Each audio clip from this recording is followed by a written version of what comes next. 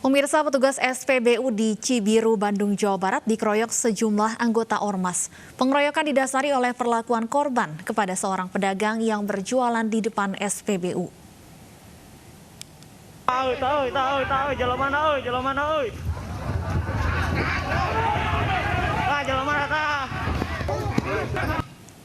Sejumlah anggota ormas ini mengeroyok petugas SPBU di Cipadung, Cibiru, Bandung. Pengeroyokan dilatari perlakuan korban terhadap pedagang yang berjualan di depan SPBU. Sebelumnya korban sempat berselisih dengan seorang pedagang. Namun korban telah meminta maaf atas perbuatannya terhadap pedagang yang dinilai kasar.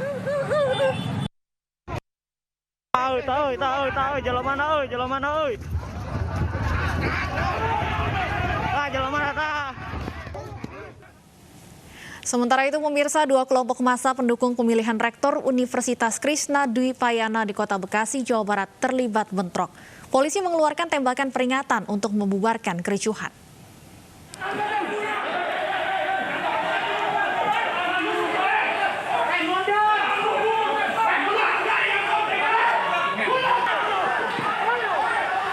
Inilah bentrokan yang terjadi di dalam kampus Unkris Jati Cempaka, Pondok Gede, Bekasi, Jawa Barat siang tadi. Kedua kelompok saling lempar batu, kayu, serta mengacungkan senjata tajam.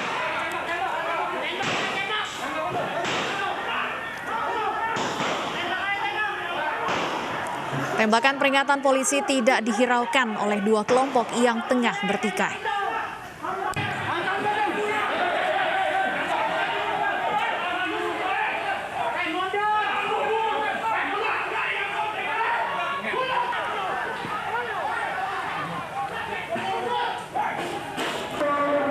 Bentrokan terjadi antar dua kelompok pendukung dalam ajang pemilihan rektor kampus Unkris. Polisi yang datang ke lokasi terus berusaha melerai bentrokan kedua kubu agar tidak melebar.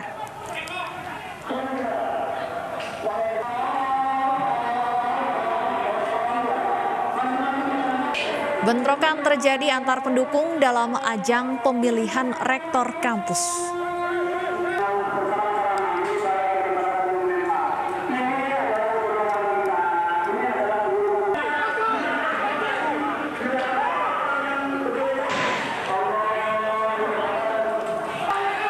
Sejauh ini pihak kepolisian Polres Metro Bekasi Kota belum bisa dikonfirmasi terkait penyebab bentrok. Pihak kampus juga belum memberikan keterangan terkait pertikaian ini.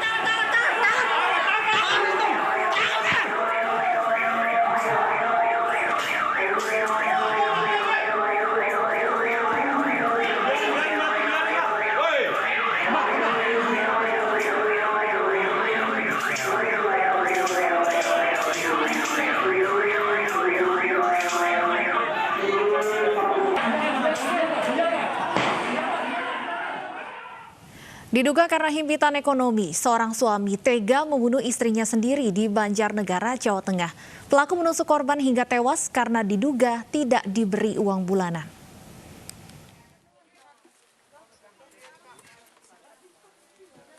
Warga Banjarnegara, Jawa Tengah digemparkan dengan tewasnya Yohana, warga desa Bakal, Kecamatan Bantur. Wanita berusia 21 tahun ini tewas usai dibunuh secara sadis oleh suaminya.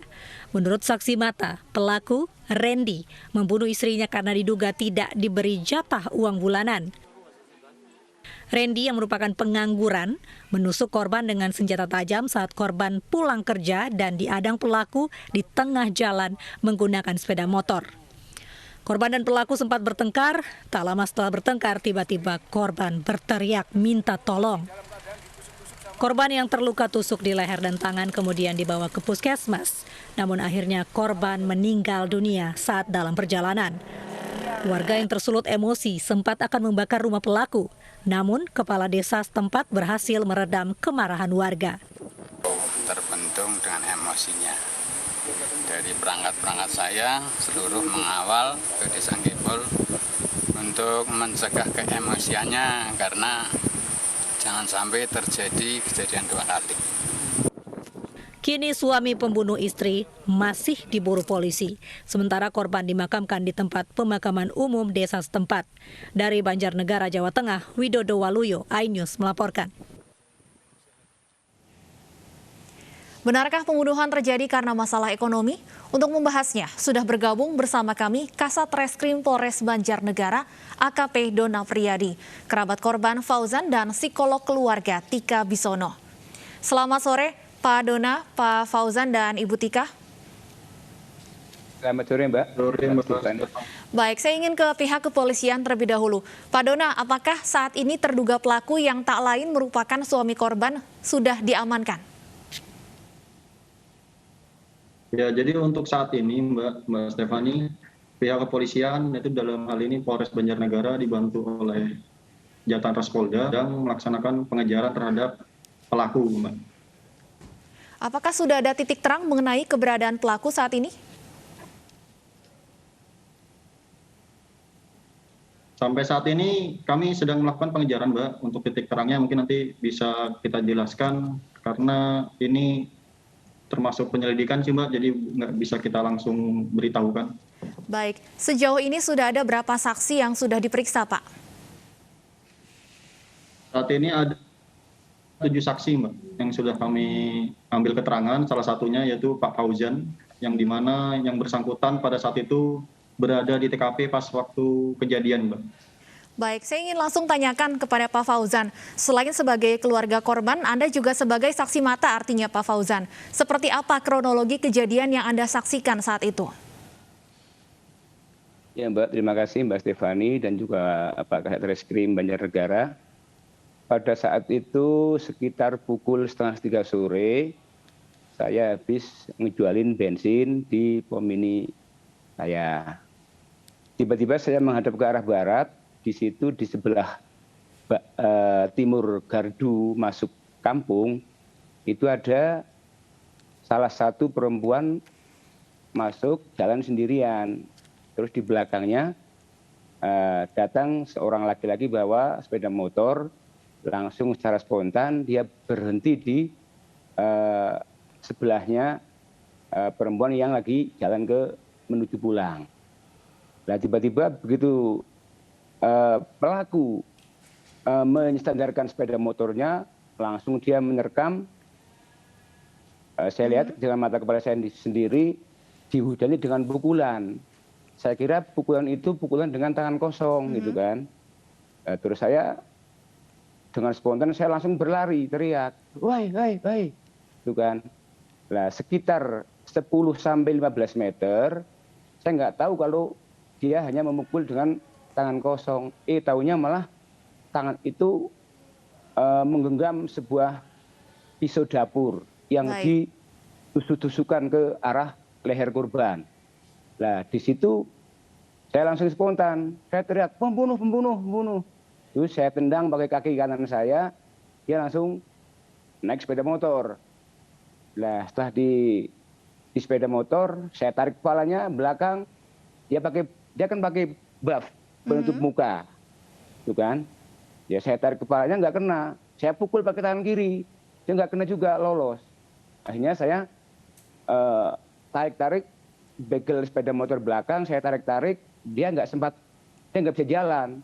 Terus begitu dia mutar kepala, sama tangannya dia bawa sebuah pisau, dia menerkam saya. Baik, Pak Fauzan, apakah Anda melihat bahwa wajah dari pelaku ini adalah suami dari korban? Ya, Mbak, terima kasih. Waktu itu karena dia masih memakai penutup muka, saya kurang jelas. Dia masih pakai penutup muka, kurang jelas. Saya tarik belakang, tapi nggak kena. Tapi setelah dia lepas lari, saya agak kenal sedikit. Oh, itu orangnya. Gitu. Baik, Pak Fauzan, informasi yang beredar bahwa pembunuhan ini dilatar belakangi motif ekonomi. Apa yang dimaksud? Mengapa kemudian pelaku ini membunuh istrinya karena motif ekonomi? Sebetulnya kalau masalah perekonomian saya terus terang kurang memahami, Mbak Stefani. Tapi informasi yang kami dengar itu suami korban itu ada informasi katanya diduga kurang mempunyai pekerjaan. Lantas sering terjadi dinamika keluarga kemungkinan. Baik, akhirnya, jadi suami korban tidak bekerja, sementara yang bekerja hanya istrinya. Itu kurang paham ya Mbak. Cuma setelah dia pulang, katanya kan di rumah suami itu sering dikasih kerasan apa bagaimana kan. Akhirnya si istri itu pulang ke rumah orang tua. Itu dalam rangka pisah ranjang sementara. Baik, kan. Jadi korban dan suaminya ini sudah tidak tinggal satu rumah, Pak Fauzan? Korban dan itu sudah sekitar 2 bulan si istri itu sudah pulang ke rumah orang tuanya. Sudah 2 bulan tidak tinggal dalam satu rumah. Baik, saya ingin langsung tanyakan ke Ibu Tika Bisono, psikolog keluarga. Ibu Tika, kalau melihat informasi yang sudah diberikan oleh saksi mata dari pihak kepolisian dan bahwa kemudian peristiwa ini bahkan dilakukan di tengah jalan desa yang bisa disaksikan oleh semua orang, apa yang bisa Anda analisa?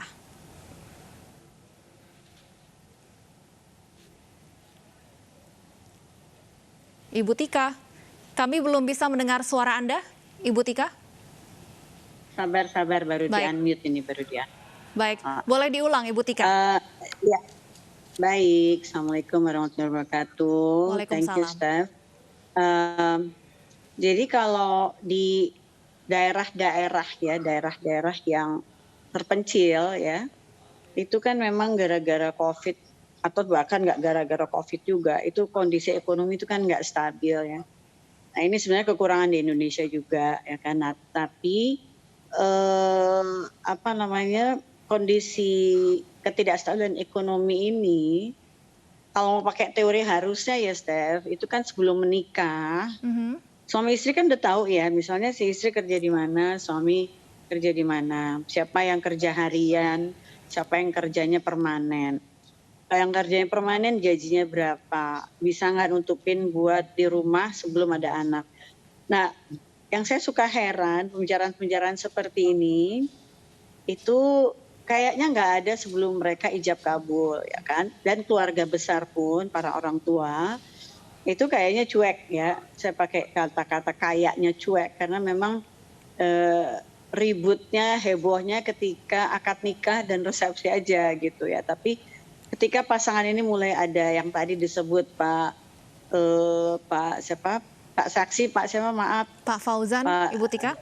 Pak Fauzan, itu ada dinamika, itu keluarga kemana gitu ya. Jadi di desa atau di kampung itu kan ada 7 geng pahlawan sebenarnya ya kan. Ada KRT-an, KRW-an, PKK, Majelis Taklim, Karang Taruna, tokoh agama, tokoh masyarakat. 7 ini selalu ada, Steph, di setiap desa itu selalu ada. Ya, nah mereka itu guyup nggak dengan para masyarakat yang ada di situ. Nah, jadi sebenarnya persoalan antara suami istri ini, saya yakin nggak mungkin keluarga besar nggak tahu. Satu itu. Kedua, saya nggak yakin kalau teman-temannya istri ya korban itu juga di pabrik nggak ada yang tahu, ya kan? Dan masalah KDRT, apakah istri juga sudah melapor ke polisi? Saya nggak tahu juga. Tapi kami selalu mendorong orang-orang yang kena KDRT untuk melapor, ya kan?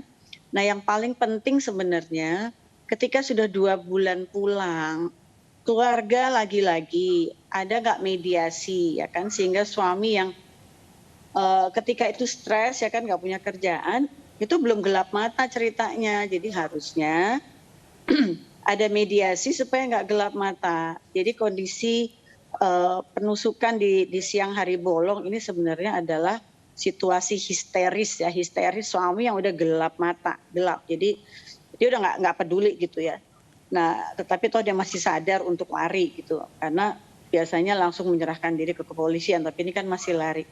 Jadi peran-peran keluarga, Steph, yang sering kali saya pertanyakan ya, terutama di daerah-daerah remote ya kan, di pedesaan, di kampung yang orangnya kan itu aja ya kan, saling kenal lah, mereka tuh saling kenal. Nah, yang pengangguran dan berjuang atau yang pengangguran dan hura-hura, ini ada 2 tipe juga ya kan, geng hura.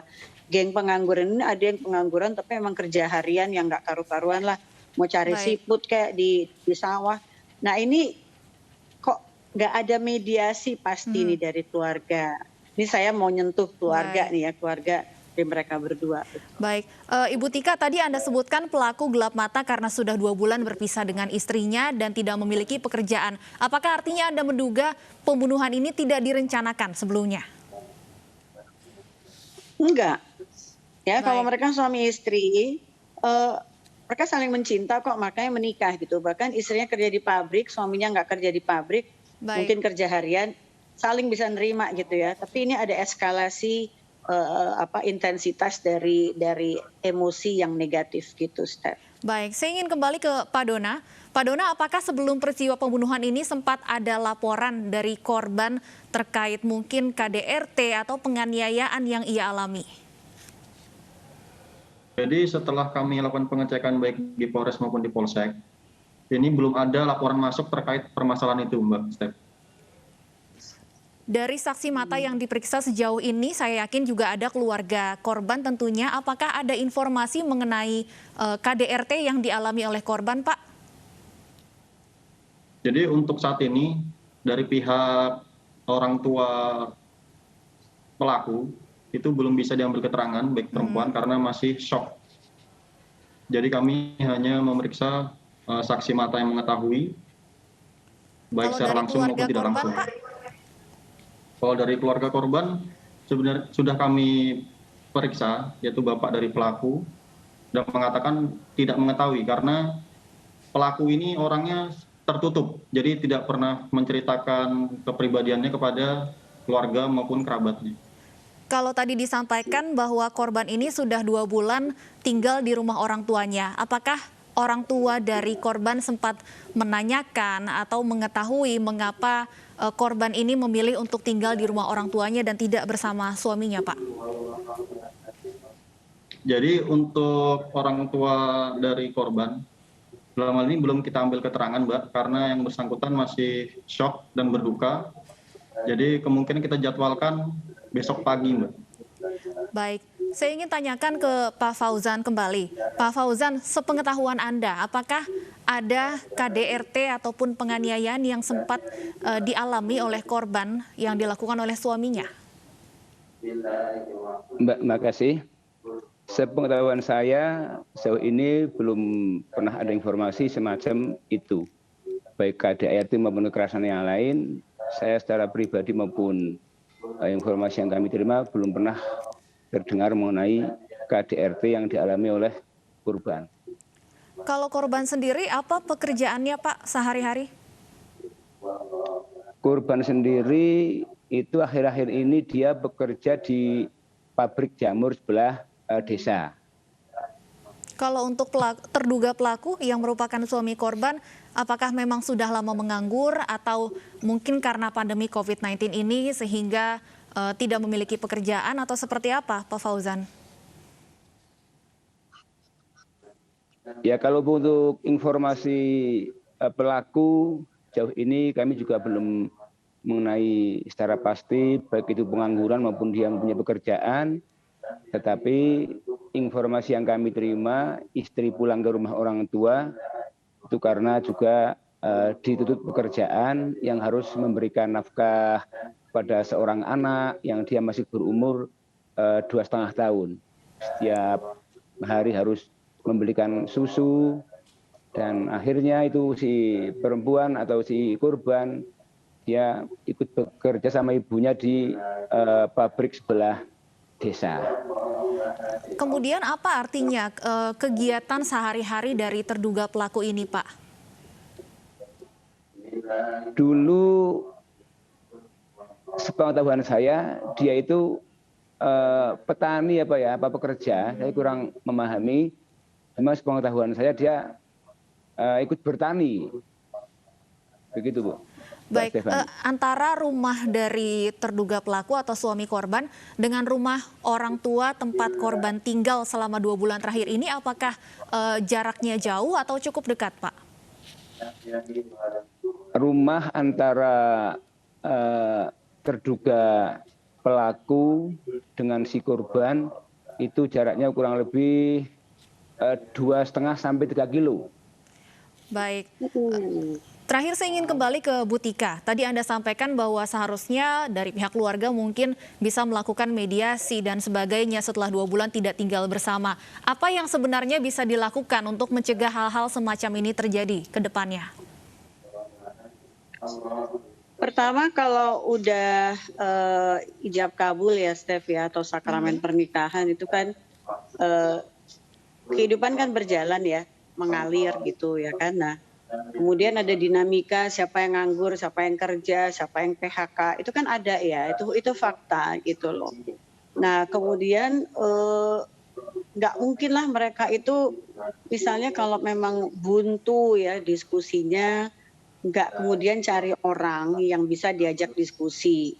Ini kita akal sehat ya, akal sehat. Jadi entah geng Pak RT, Pak RW yang mereka udah kenal lama ya kan, atau keluarga, itu diskusi itu kan bisa memperpanjang satu proses kebuntuan sehingga kebuntuan itu bisa dihindarin gitu loh ya. Nah, saya sendiri selalu teriak-teriak 7 pendekar ini kalau di kampung, di desa berfungsi nggak sih gitu loh, untuk tahu misalnya ada data siapa rumah-rumah kakak yang suami atau istri nggak kerja, pengangguran, nggak mungkin nggak ada data, Steph, nggak mungkin aja. Nah, ini geng pengangguran ini harusnya dikumpulin ya, padat karya itu loh, itu kan pemerintah di mana-mana kan ada kegiatan seperti itu. Nah, apakah di Banjarnegara ini terjadi apa enggak, saya nggak tahu, kita bisa menduga-duga aja, tapi sebenarnya kalau geng pengangguran ini dikumpulin ya, pasti akan selalu ada jalan keluar, mereka dipekerjakan di mana, dititipin di mana. Nah, tapi proses ini nggak jalan. Jadi memang ketahanan pekerjaan atau ketahanan sosial warga di Banjarnegara ini menurut saya memang nggak jalan dan lemah bahkan gitu. Baik, artinya yang perlu diperbaiki memang dari kondisi ekonominya terlebih dahulu. Terima kasih Ibu Tika Bisono, psikolog keluarga, AKP Dona Briadi, Kasat Reskrim Polres Banjarnegara, dan Pak Fauzan, kerabat dari korban, sudah bergabung bersama kami di Ini Sore.